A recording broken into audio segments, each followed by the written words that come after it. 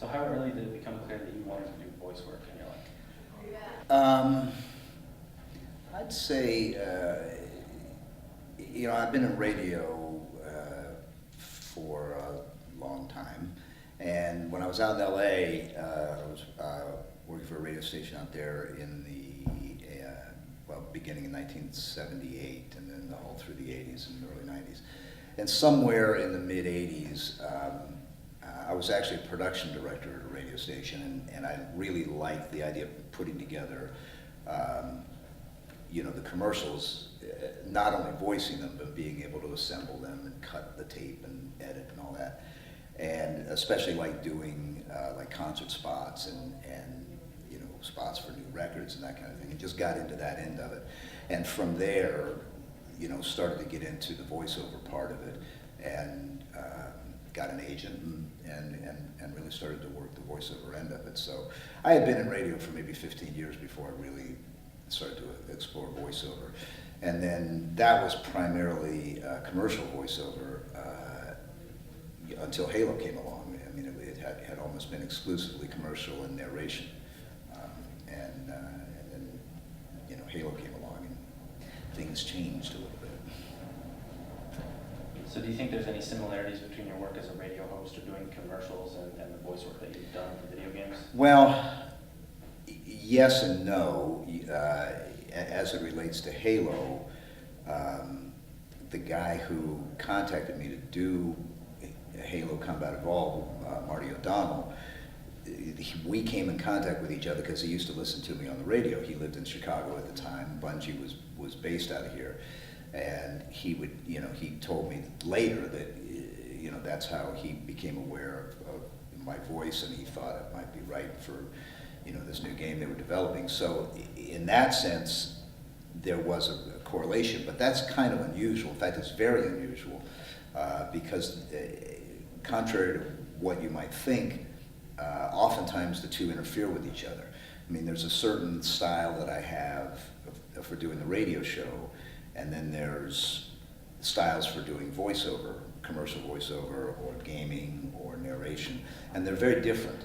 And oftentimes the radio part of it will get in the way because the radio style is something that I do 5 hours a day, 5 days a week, whereas when you go out and do voiceover for a commercial or for narration for a program or a game, you have to sort of snap into a different character, and sometimes it can be difficult to lose, the radio delivery enough to be able to get into, whatever project you happen to be working on. So, there's not as much correlation as you might think between the two. So before Halo, you did voice work for Subterracore. Subterracore was the very first game I ever did, and that was with Marty as well. So how different was playing the Master Chief from the voice work you did for Subterracore? I mean, I've gone back and I had a small part in Subterracore, and years later I went back to listen to it. I was like, oh God, this was so. I can't believe that this got me Master Chief, because I was really not, because I was new to it. I was very new to basically at that point you're voicing for an animated character, and so it was a new thing for me to do. So I think there's a great difference between what I did for that game and what I was doing for Master Chief. And when Halo came along, Marty gave me a lot more direction in terms of, he had a very specific idea of what he wanted with Master Chief. So it was easy. We had a very specific sort of launching point, in terms of who that character was and what he wanted it to sound like. Do you think voice acting's importance is de-emphasized or not regarded as highly as traditional on-camera acting, or limited? You mean, do I think there are differences in the way you approach the two? Mm-hmm. Well, there's obvious differences. I mean, if you're doing it on camera, there's a whole physicalness to it that is not present with voiceover. But both of them are acting, and what you have to understand, and not only for gaming, but for any kind of voiceover, is that you have to sort of realize who the character is and approach it as an acting job. You don't approach it as, well, my voice has to sound a certain way. I mean, they have, Marty already knew that my voice range was going to be, that's what he wanted. But that's not, but then now you have to add character to it. And I think that's the mistake some people make who get into voiceover is, well, people say I have a nice voice.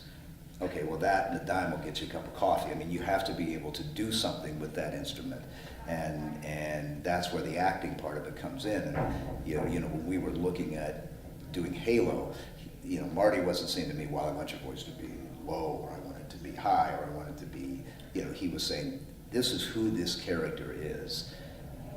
Now think about how you want to approach that character and then go do it. So it's the same as you would if I was actually acting it out, except that now I have to put all of that into my voice, and in many ways it can be more difficult because you don't have facial expressions to contribute to it, or body movement, or all you have is your voice to project a certain feeling and idea. So, going back a little bit, do you consider yourself a Halo fan? Oh, absolutely. Yeah. Yeah. No question about it. If you're going to ask me if I consider myself a Halo player, absolutely not. And I've made no secret about that. The first time I was ever asked to make an appearance on behalf of Halo and Master Chief, the two rules that I had and still have is that I don't dress up in the character and I don't play the game. But am I a fan of Halo? Absolutely. I love the story, and I feel like there are so many components to what made Halo the success that it was. But for me, one of the key components is the detail to the story, and which I think set Halo apart from all the other games that were, sort of out there back in 2000, 2001. And I'm a big science fiction fan anyway, so I just fell right into this, and that is what has kept me engaged in it all these years. What sort of science fiction have you enjoyed before Halo? Well, I'd say, from a film standpoint, my all-time favorite film is 2001: Space Odyssey. I love that movie, but I love quality science fiction, which I've always said is a tough genre to like, because oftentimes the term quality and science fiction are mutually exclusive. So when the good ones come along, like 2001 or Aliens or Close Encounters or that kind of thing, I latch on to them and enjoy them quite a bit. So because there's a lot of good science fiction out there in novels and films, what do you think it is about Halo, the Halo universe, that really kind of sets it apart and gives it its appeal? Well, I don't know if I can say, with any certainty. I mean, I approach the Halo fiction as a fan does, and I think it's a good story. It's a great story, really, and the backstory. To me, that's what's amazing about Halo is the stuff that goes into that story before it ever gets to your Xbox. You know what I mean? It's what they did in terms of developing, that universe and the people that populate it before it ever got to the game. I found fascinating. So I just think it's and Bungie, started it, and 343 has taken the ball and run with it. And I think with Halo 4. When people get familiar with the new one, they're going to see that a lot of work was put into developing this story, probably even more than the first three games combined. How much involvement have you had with fan communities over the years? Well, or maybe I should rephrase that, maybe just how much exposure? I had none until Halo 2. I turned down offers to make appearances. My schedule wouldn't permit it, and I wasn't sure that because I wasn't a game player, I wasn't sure I was qualified, and that kind of thing. And I finally, when Halo 2 came out, well, two things happened. Number one, about a year after the first game was out, I had no idea the game was as successful as it was, because I didn't play, and so it was not in the world, and didn't know. And I was visiting a friend down in Florida, and his kids were playing the game, and I mentioned that I had voiced a character in the game, and when they found out who it was, within 15, 20 minutes, they had everybody in the neighborhood was outside his front door with a copy of the game or with their Xbox or whatever. So that's when I realized, this thing was bigger than I had ever imagined. When Halo 2 came along, I was asked to come down for a store opening in Miami. And so I thought, well, what the heck? It was November, I was in Chicago, Miami sounded kind of good. So, honest to God, that was like my motivation. I was like, yeah, we'll get out of the cold weather. Again, then you become exposed to the fans. And then from then on, with I've been to a lot of conventions since then, and anime conventions and, video game conventions, and the culmination of that from a Halo standpoint was when we went to Halo Fest out in Seattle a year ago, August. And when you see the depth of interest from the community, it's really impressive. And I was just amazed at how passionate fans are about the game from all different levels. From the pure gamer who just enjoys the shooter aspect of it, to the people who are truly into the story and the community. So the more I got involved with this, the more interesting it became. And yeah, I mean I love doing it now. It's a blast to meet people who are truly passionate about it. Prior to Halo Fest, were there any instances where you met up with fans or a group of fans that really kind of stands out, other than the stories you've already told? First of all, it's just the volume of people who are interested, who are in this world. The gaming world in general, and Halo in particular. And it just blew me away. I mean, I had no idea that, how massive this culture is. And then what Master Chief's role in it was, in the beginning, it was a bit overwhelming. And, I've sort of gotten used to it now. But I mean, it's, when you meet people and they find out that I'm the voice of Master Chief, and their reaction, well, you get one of two reactions. You either get a reaction like, huh? I remember years ago, I was out to dinner with my sister and brother-in-law, and trying to explain to him what this was all about. So then he started asking people, the waiter would come up and he'd say, he's the voice of Master Chief. Well, he happened to hit about 5 or 6 people who were not gamers. So every one of them are like, I don't know, what's the big deal? Or you run into people who it's a very big deal to them, and that's exciting. I mean, to have some kind of small role. I can't tell you. I was at a show last night, and we went to see a play. There was a couple actors who were, one is a very good friend of mine, and he said there's a couple people in the cast who are big fans. Would you mind meeting them after the show? And so we did. I went backstage, and I hear so many times, I hear one of two comments: "You're the reason I got through college," or "You're the reason I didn't get through college." But I mean, that when you really begin to appreciate how deep this interest goes, that it's not just sort of some casual passing interest. It's a deep interest in the game and the fans and how they relate to each other. That's just been amazing to me, and rewarding too at the same time. So, as you said, for a lot of years you didn't appear at any conventions or gatherings. I think a lot of the fans around that time thought that was because Bungie, Microsoft, and yourself wanted to keep an air of mystery around the identity of Master Chief. Would you say that's? I'd say that's accurate. I was never given any what would I say, any direction in that regard. They never said don't appear in at conventions. But I think that was part of why I was not doing it is maintain the mystery. I mean, there's a reason why they developed this character whose face you never see. And the reason is because as a participant, as the player, you are Master Chief. So you don't have any preconceived notion of who he looks like. He looks like you, and that's, I think that was their intent. So yeah, I think that had, you know, that had something to do with it. But you know, after a while, you know, I got so many offers to you know, come, you know, you get an offer to go to New Zealand, you're going to take it.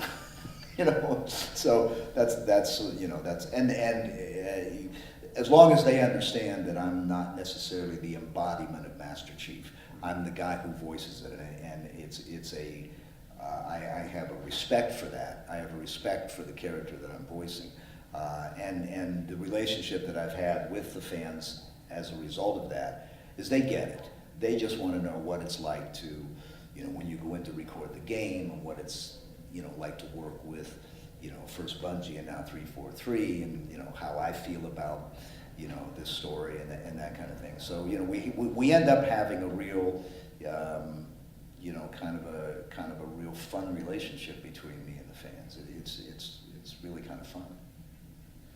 So you say you are very involved with fiction. When did you first pick up and read a Halo book? That's a good question. I'd say Halo Reach was the first book I read, and still is my favorite. And I really picked it up when we were going in to record Halo 3. I really wanted to get a better understanding of who Master Chief was.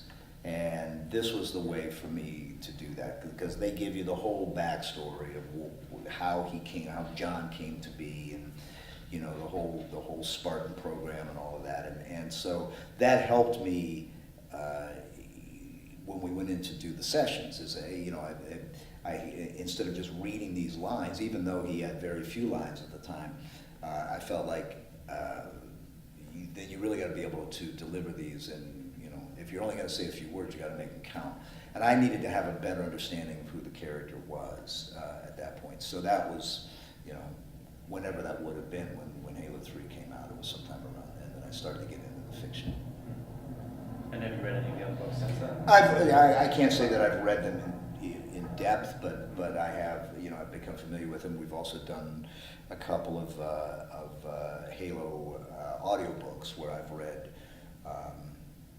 you know, where I've narrated a couple of stories, and you know, that's again another, you know, kind of a cool insight into what this story is all about. So what do you think it is about the Master Chief's character that really speaks to people? You know, that's a good question. I get asked that a lot. I don't know that I have I don't know that there is a definitive answer. I think the answer lies within each person to whom Master Chief does mean something. But you know, I think he's a more complicated character than some people may give him credit for. Because up until now, and with Halo 4, you're going to see, or depending on when you see this, you will have already seen, that there's a lot more character development going on, and a lot more of his personality comes out in the new game. But I think his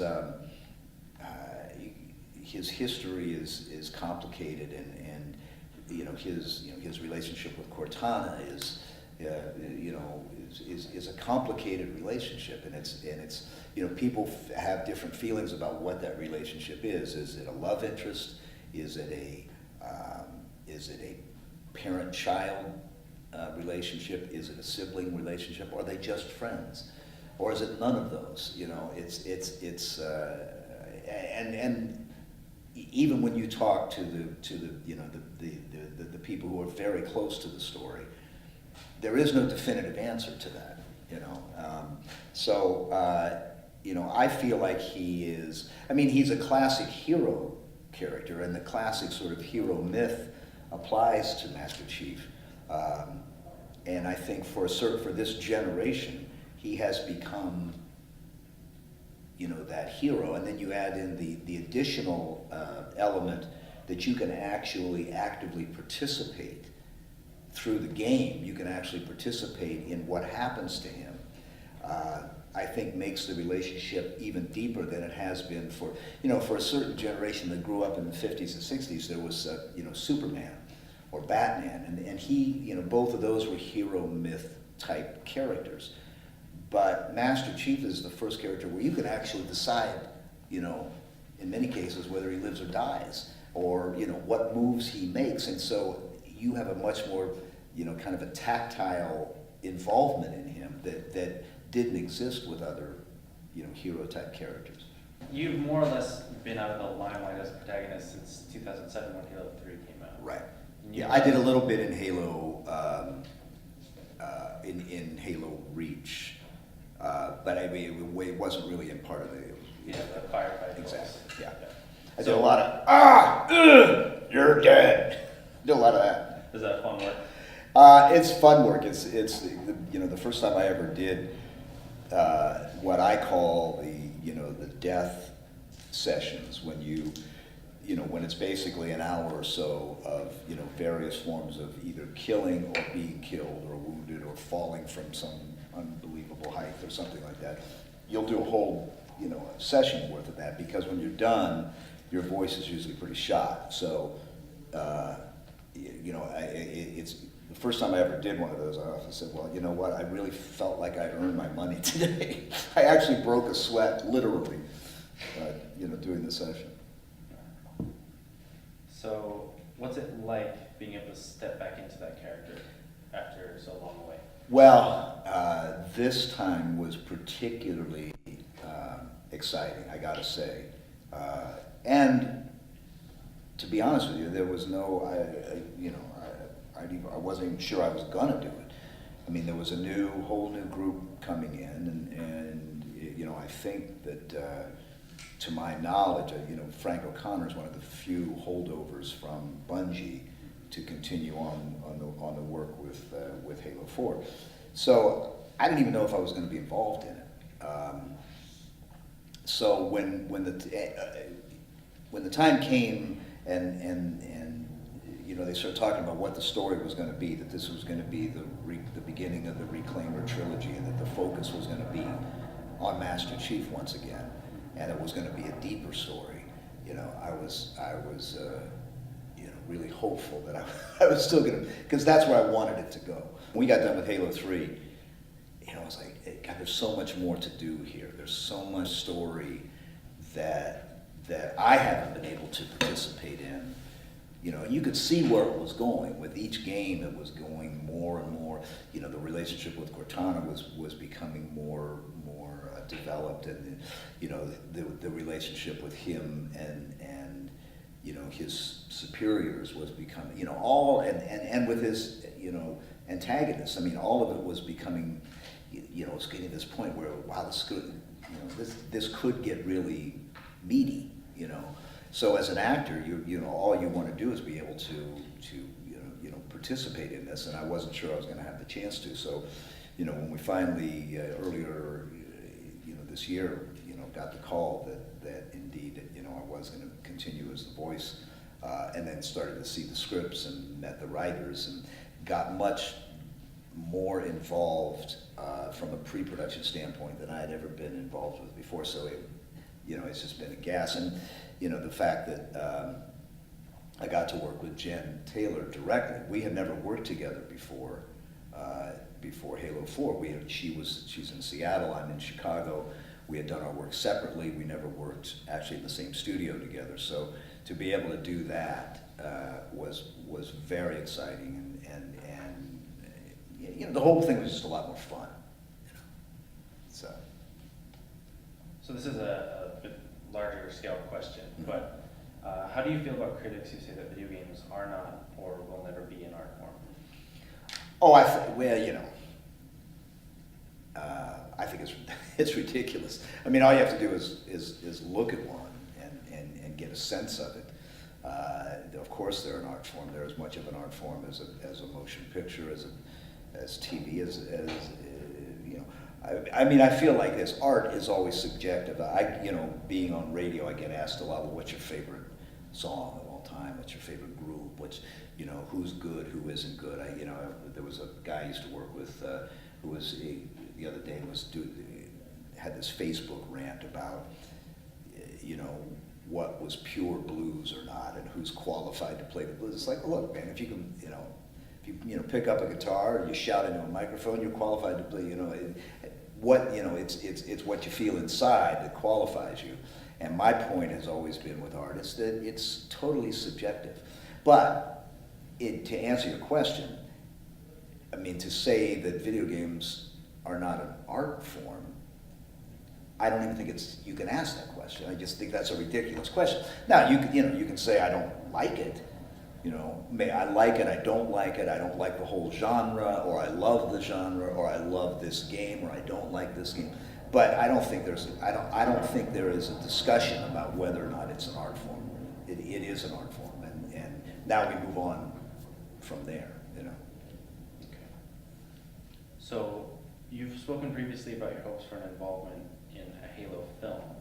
Now that the live-action web series Halo 4 Forward Unto Dawn is debuting on Machinima and Halo Waypoint, Right. do you think there's going to be more potential for Halo to be on the silver screen? Boy, I have no idea.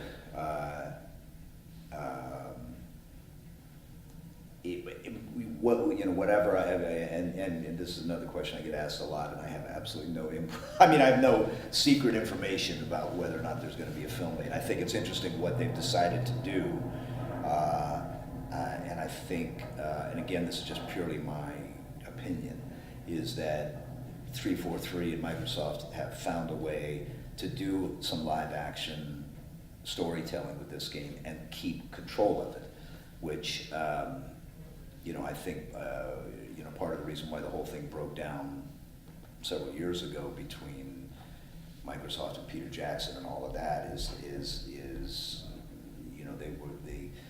they may have been losing control of the story, and they found a way now to be able to present something in a live action format and still control it, and how it relates to the game.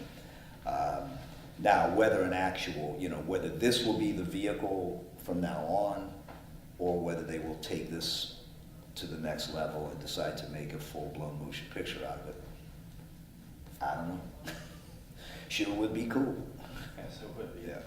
So, for Halo 4 Forward Unto Dawn, I know that you were initially asked to come and do some voice work for Master Chief, and they were going to work on lowering the tone. No, for age. to be honest, no, I was never involved in Forward Unto Dawn. I never read for it.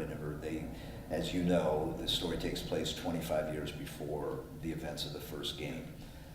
So the feeling was, Master Chief was going to be a lot younger than he is now, and they wanted a somewhat of a younger sounding voice to do it. So no, I was never involved in that at all.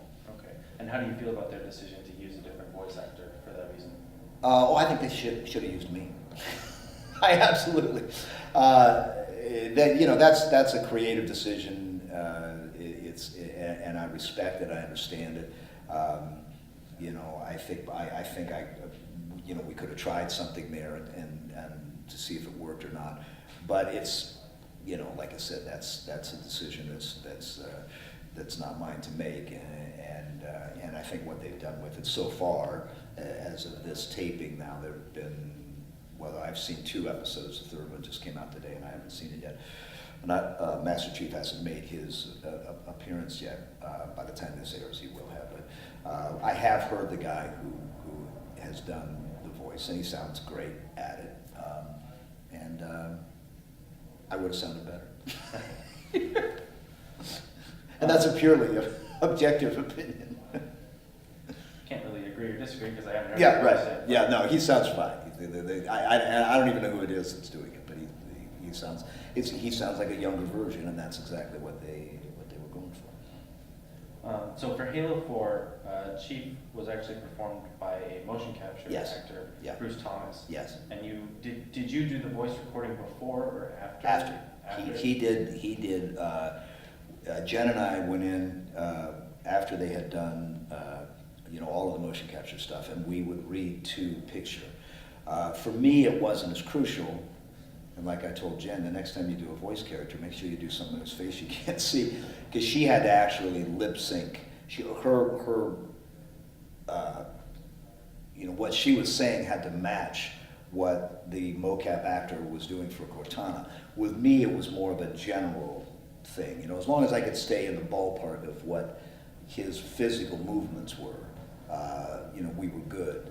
So it was quite honestly, it was a lot easier for me than it was for Jen. She had to get it exactly right, and I could just be more in the ballpark kind of thing. So do you think that Bruce Thomas's performance assisted you in that? Absolutely. Oh, yeah, God, it was great. I mean, to be able to see, when we did the first game, I never even knew what Master Chief looked like. They didn't even have an artist rendering for me to see. So you talk about flying blind, in terms of doing a character. We just talked about who the character, what his universe was and what the world was, and he was the super soldier and that kind of stuff. It wasn't until the game came out that I even saw the guy. So now we go flash forward, 10, 11 years, and I'm watching an actual actor on a set, go through the motions and watch him interact with the other motion capture actors. It was extremely helpful. And then we would also see some of the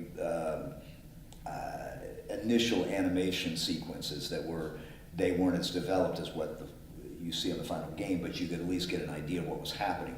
So all of that, working with Jen, watching Bruce do his movements, watching some of the animation, all of that was extremely helpful in helping me to give, the right emphasis into what the lines were. So, one final question, and I wanted this one to be, looking towards the future a bit more. Some people thought that Halo should have ended with Halo 3, at least as far as Master Chief's story. Most people wanted him back, of course. But, Yeah, right. But now that we're starting a new trilogy, and now I guess it's been turned into a series, they cut the trilogy label last I heard. Do you think that Halo can go on for too long? Oh, yes. I think anything can go on for too long, and often does.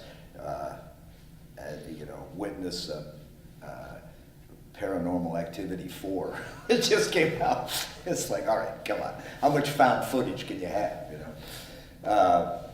They'll stop finding footage when audiences stop going to the theaters, but I digress. I think, of course, you can.